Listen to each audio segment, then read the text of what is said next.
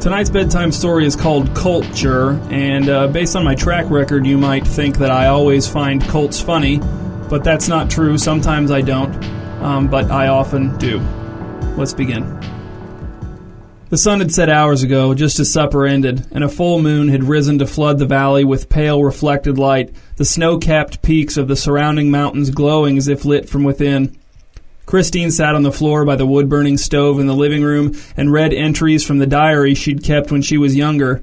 At 13, the spelling errors and naivete of her 10-year-old self struck Christine as hilarious. She hadn't seen her father, her brother, or the anthropologist since supper, and even then they'd rushed through the meal she'd prepared in their hurry to get back to the goats. It was the night of February 7th, which, for mysterious reasons, many of the cults that lived in the mountains had decided was a sacred night. A night for feasting and dancing and sacrifices, a night that required a lot of goats. In recent months, the cultists had become more and more brazen, stealing 1 or 2 goats a week for some ritual or another. Perhaps if there had been only a few cults nearby, Christine's family could have spared them the occasional goat, but there were at least a dozen cults within a 10-mile radius of the farm, and though they all seemed to loathe each other, the one thing they agreed upon, other than the need for regular ceremonies, was the ceremonial significance of goats. Recently, Christine's father and brother had taken to guarding the goats at night in 3-hour shifts, one of them always riding the perimeter of the farm on horseback while the other slept. The anthropologist rarely accompanied them on guard duty. He didn't seem to believe guarding the goats had much cultural importance. But tonight, because of its significance and the likelihood of multiple goat-stealing attempts, perhaps from several sides at once, Christine's father and brother intended to stay up all night, both of them patrolling the goat pens at the same time. Even the anthropologist, sensing the excitement, had spent all afternoon napping so as to be able to stay up with the men and take notes from what he called a safe vantage point, though Christine didn't know where he'd find one of those. Christine was in the middle of an entry her younger self had written about all the reasons she hated goats, a phase she had thankfully grown out of, when the front door slammed open and her father, in his long black coat and wide-brimmed hat with a vulture feather in it, came into the room, sweating and breathing hard, his long shepherd's crook in his hand. "Christine," he said, "get dressed." "What's wrong?" asked Christine, getting to her feet. She saw one of her boots sitting by the rocking chair, but she didn't know where the other one had gone. "The anthropologist is hurt. I need to take him to Dr. Mishlow. I need you to help your brother guard the goats until I get back. Hurry up." "How did he get hurt?" asked Christine, finally locating her other boot under the table in the kitchen. "He was climbing the ladder up to the hayloft in the barn so he could get to the roof and watch us from a safe vantage point, but he fell off the ladder on the way up and hit his head on the floor. He's unconscious and bleeding, but he's still breathing." There were dark circles under Christine's father's sunken eyes, and he was chewing 3 toothpicks at the same time. Her boots finally on her feet, Christine took her heavy coat from the peg by the door and pulled a knit cap down over her ears. "What do I do if cultists come, Dad?" Her father turned and clumped down the steps into the front yard, striding over the long frozen grass toward the barn as Christine trotted beside him. "Make noise and wave the crook. Call for your brother. Call for me, too, and it might trick them into thinking I'm still around. Most of the cultists are cowards, Christine. They'll scramble at any sign of resistance." The family truck was parked just outside the barn door, the anthropologist already in the passenger's seat, his wounded head leaning against the window, his neck bent at an awkward angle. "I'll be back as soon as I can," said Christine's father, handing Christine his crook and climbing into the truck. "Where's Micah?" asked Christine. Her father's crook was too big for her. She felt clumsy and weak with it in her hands. "He's guarding the east pen. You guard the west pen. And remember, shout for him if you see anything." Christine's father started the truck. "Be respectful of my crook, Christine. Remember to never drag the curved end in the dirt. Stay safe, and don't lose any goats. Without goats, we've got nothing." The goats were restless. Christine crouched next to the fence at the north end of the west pen and listened to their soft bleating and the scuffle of their hooves on the hard mud. She scanned her eyes back and forth across the dark valley, looking for anything moving among the pines or across the icy meadows, anything that might be a cultist with designs on a goat. The distant chugging and puttering of the cultists' old-fashioned cars and trucks echoed down from the treacherous mountain roads and through the valleys, a sound Christine had grown used to falling asleep to on nights when the cultists were especially active, executing raids on each other's compounds and skirmishing in the forests. An old white goat came over to Christine and sniffed at her through the planks of the fence. It nibbled at her coat sleeve. Christine pulled her arm away and petted the goat's nose with the back of one finger. She'd gotten over her childish disgust for goats, and she really liked them now, though not for any particular reason. She didn't think there was anything inherently wonderful about goats, but they had been important to her family for generations, and she considered herself a loyal person. The goat, when it realized that Christine wasn't going to let it chew her sleeve, wandered away to join the rest of the herd in the middle of the pen. Christine hoped the anthropologist was going to be okay. He hadn't looked well at all in the truck, his fleshy face pale and sunken, his mouth hanging open. He was the third anthropologist who had stayed with Christine's family in the last 6 months, and there had been many more who had stopped at the farm for directions or information or to use an outhouse one last time before continuing on into the mountains to study the cults. Christine didn't know where all the anthropologists were coming from, and she couldn't remember any of their names, not even the ones who had stayed on the farm, but this most recent one had been less irritating than the others. He, at least, had shown some token interest in goat farming as opposed to only asking questions about the cults like the others had. Not that he hadn't been curious about the cults too, but Christine had enjoyed showing him how to tell the difference between the various breeds of goats and explaining their dietary habits to him. Some of the goats even knew tricks, and the anthropologist had seemed sincerely impressed when Christine had coaxed 3 of them into forming a pyramid, the smallest of the 3 standing on the backs of the other 2 as they stood side by side. Just as Christine was about to stand up to walk around to the other side of the pen for a change of scenery, she became aware of a noisy, sputtering engine that sounded as if it was close and getting closer, though she couldn't tell from which direction it was coming. She crouched low again next to the fence, her eyes flitting back and forth, staring into the deep shadows cast by the moon. The engine stopped, and, other than the far-off growl of another car way up in the mountains, the night was silent. Christine realized she wasn't breathing, and she let out a long sigh through her nose, squeezing the shepherd's crook in her hands. She thought she saw a flash of movement, a ripple in the dark, and she sat up a bit higher. Had she seen something? The goats bleated and edged toward the back of the pen. What was bothering them? Maybe they were just sensing Christine's nervous energy, but she hadn't imagined the engine noise. That had definitely been close, hadn't it? Then Christine saw something she knew she wasn't imagining. 2 black shapes were scurrying across the meadow towards the goat pen in a broad swath of moonlight, moving in a stuttering gallop. At first she couldn't tell what she was seeing, but as they drew closer, Christine realized that the shapes were 2 men in long black robes, running on their hands and the balls of their feet like animals, their breath puffing out of their deep hoods in quick white bursts.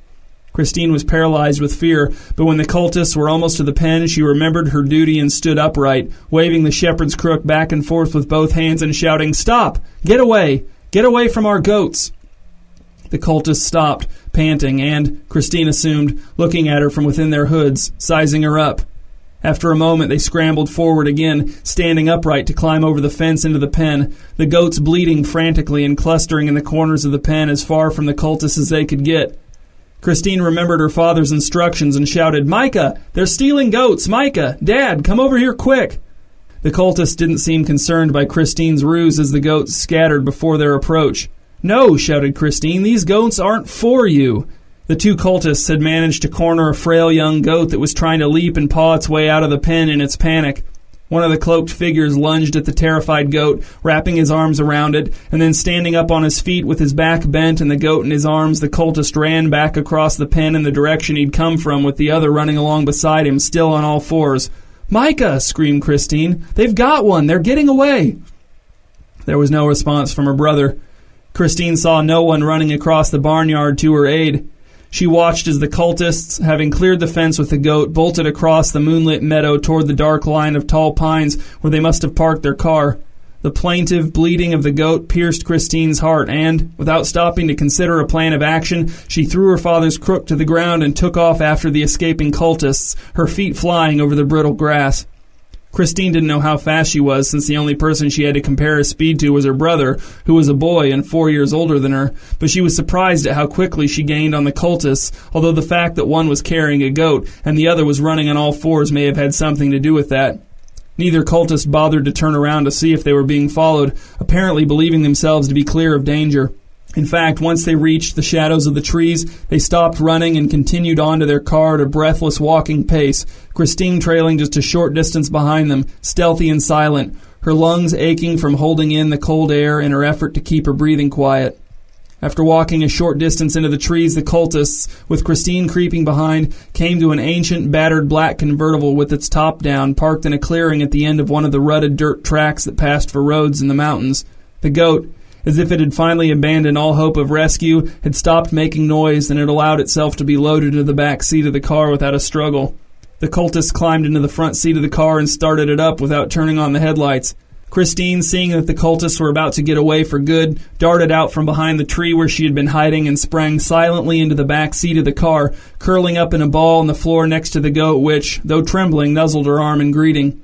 Then the car, clanking and rattling as if it was about to disintegrate into hundreds of little gears and springs, lurched off up the track. As the car navigated the hairpin turns of the switchbacks leading up the side of the mountain, Christine lay on the floor and looked up at the bare tree branches passing overhead, a messy, scratchy tangle against the silvery purple of the night sky. She could feel the goat chewing the sleeve of her coat, probably out of nervousness, but she didn't stop it. There was no time for something as petty as the preservation of her coat sleeve. She curled her arms under her head to cushion it against the constant banging and bumping against the hard floor. Sometimes, over the roar of the car's engine, she could hear the two cultists speaking to each other in the front seat, but they spoke in a harsh, primitive language she didn't recognize, and their words meant nothing to her. The drive went on, and Christine, stiff and sore from lying cramped on the floor of the car for so long, wondered if she'd made a mistake. She knew she couldn't let the family down by abandoning the goat, but she still didn't have a plan.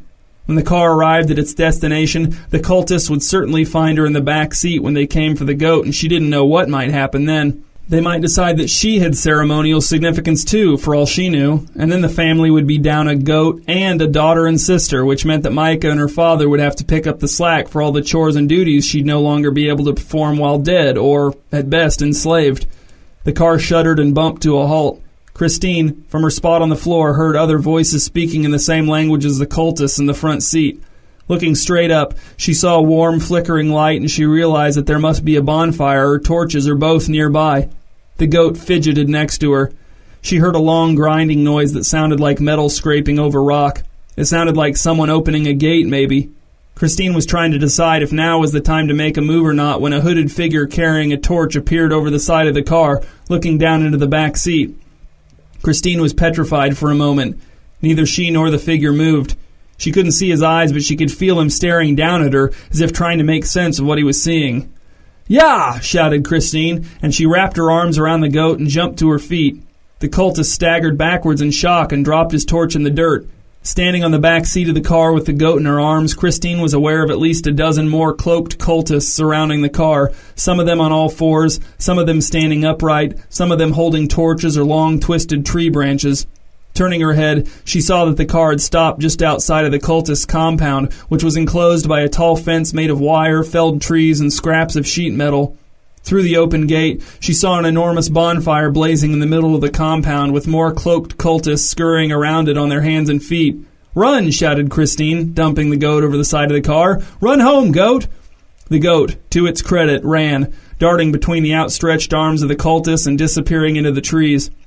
Christine leapt over the side of the car to follow the goat, but before she even hit the ground, the cultists in the front seat of the car had grabbed her from behind, their grip on her arms brutal and strong.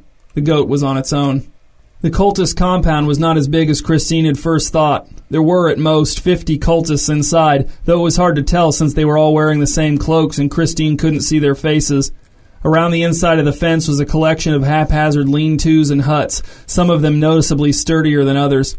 Along one side of the compound, 8 ancient cars were lined up next to a hut that, from what Christine could tell, housed the cars' respective keys and cans of gasoline. Christine was sitting on the ground about 10 yards away from the bonfire with a huge ceramic plate on the ground next to her on one side and a stump carved into a shape that vaguely resembled a pair of lungs on her other side, though Christine wasn't sure that was what it was supposed to look like. She turned and looked over her shoulder at the cultist who had apparently been chosen to guard her. He was sitting on his knees and smoking a cigarette. Whenever he took a long drag, the tip of the cigarette flared up, and Christine could see his face. He looked a little like one of their neighbors who'd once come to the farm asking for advice on how to deal with termites. That was the only time Christine had seen him.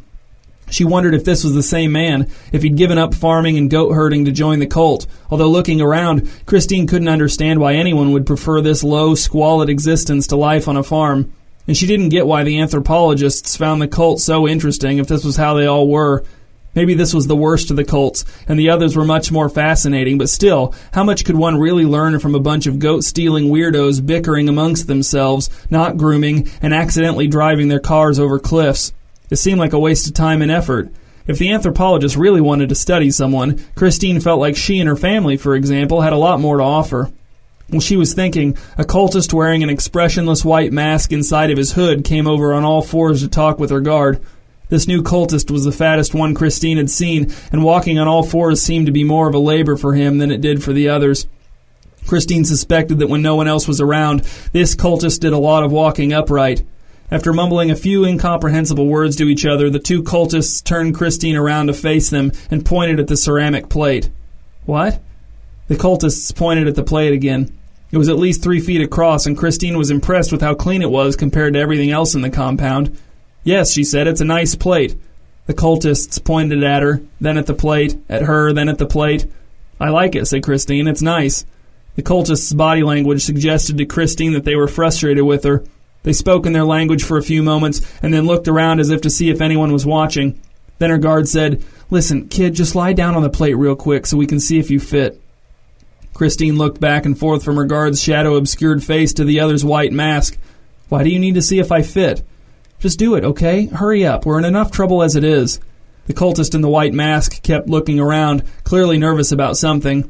"I don't want to get eaten," said Christine, suddenly on the verge of tears. "I don't want to be a sacrifice for your stupid cult." "Just get on the plate," said the cultist in the mask. "I don't have time to explain every—" He was interrupted by a commotion at the front of the compound. Christine turned and saw a bearded man with glasses and a puffy coat pushing open the gate. The cultists stood still wherever they were, watching this strange man open their gate without opposition. When the bearded man had opened the gate all the way, he turned and beckoned to someone outside of the compound.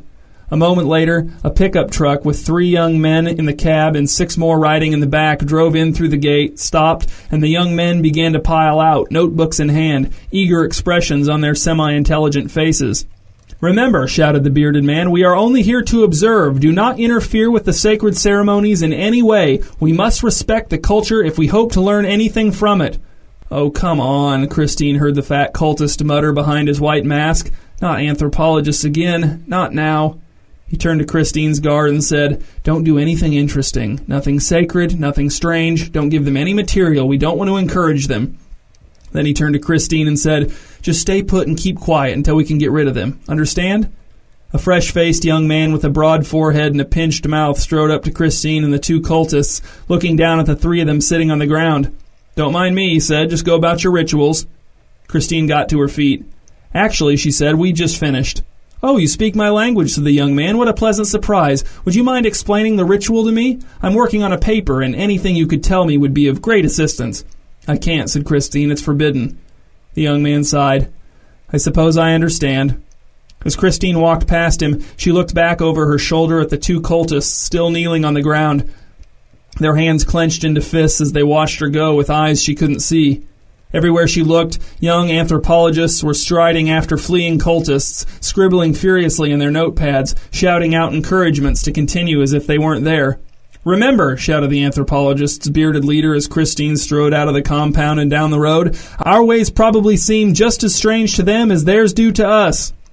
Within an hour, Christine overtook the goat on the road, trotting along towards home. She picked it up and carried it pressed against her body with both arms. A short time later, she came across another group of anthropologists surrounding a truck in the middle of the road. "Engine trouble?" asked Christine. "It just needs to cool down," said one of the anthropologists. "We'll be on our way again soon." "Better hurry," said Christine, scratching the goat under its chin and continuing on her way. "You don't want to miss anything good."